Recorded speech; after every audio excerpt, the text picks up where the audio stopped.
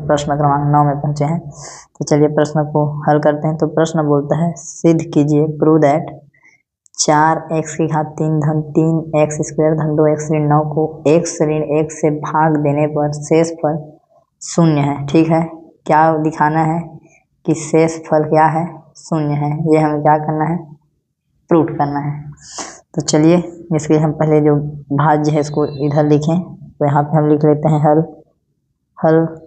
तो दीर्घ भाजन विधि से इसे हल करेंगे, विधि से। ठीक, तो जो है भाज्य उसे हम पहले लिखते हैं। तो 4x की घात 3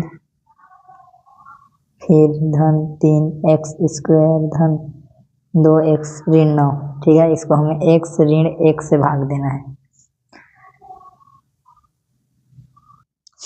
तो पहला पद देखिए, पहला पद है 4x की घात 3 मतलब, और इधर का पहला पद क्या है, x। तो x में किसका गुणा करें कि 4x की घात 3 आ जाए। तो x में यदि हम 4x स्क्वायर का गुणा करेंगे तो 4x की घात 3 आएगा, तो इसका गुणा करना पड़ेगा। ठीक है, तो यहाँ पे लिखते हैं 4x स्क्वायर। तो 4x स्क्वायर का गुणा करेंगे तो पहला पद मिल जाएगा। तो x ऋण 1 में क्या होगा, 4x स्क्वायर का गुणा होगा। तो ये पहला पद हो जाएगा 4x की घात 3 और ये दूसरा हो जाएगा 4x का स्क्वायर। ठीक है, चलिए इसको लिखते हैं फिर। तो ये पहला पद मिला 4x की घात 3 ऋण 4x स्क्वायर। अब चिन्ह क्या हो जाएगा, बदल जाएगा। ये ऋण है तो ये धन होगा, ये धन है तो ये ऋण हो जाएगा, ये धन है तो एक धन एक ऋण, दोनों संख्या बराबर कट गया और ये दोनों धन में है इसलिए दोनों जोड़ेंगे तो ये हो जाएगा 7x स्क्वायर और ये वाला 2x को नीचे उतारेंगे तो धन 2x। ठीक है, अब देखिए, अब पहला पद को देखिए। पहला पद क्या है, 7x स्क्वायर। तो x में किसका गुणा करें कि 7x स्क्वायर हो। तो x में हम 7x का गुणा करेंगे तो 7x स्क्वायर हो जाएगा। ठीक है, तो किसका गुणा करना पड़ेगा, 7x। तो यहाँ पे लिखते हैं हम धन 7x। ठीक है, धन 7x। चलिए 7x का गुणा करते हैं। तो x माइनस 1 में 7x का गुणा तो ये हो जाएगा 7x स्क्वायर और ये हो जाएगा ये 7x। तो इस प्रकार से मिलेंगे हमें पद।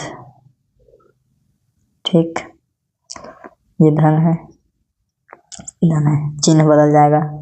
ये धन है तो ऋण, ऋण है तो ये धन, एक ऋण एक धन कट गया और ये दोनों धनात्मक है तो 7 और 2 कितने हो गए, 9x। ठीक है, अब ये ऋण 9 को उतारेंगे। अब हमें 9x बनाना है। ठीक है, पहला पद क्या मिला, 9x। तो x में किसका गुणा करें कि 9x आ जाए। तो x में हम 9 का गुणा करेंगे तो क्या मिलेगा, 9x मिल जाएगा। तो इसलिए हमें क्या करना पड़ेगा, 9 का गुणा करना पड़ेगा। ठीक है, तो दोस्तों चलिए गुणा करते हैं। तो x माइनस 1 में जब 9 का गुणा करेंगे तो 9x माइनस 9 आ जाएगा। ठीक है,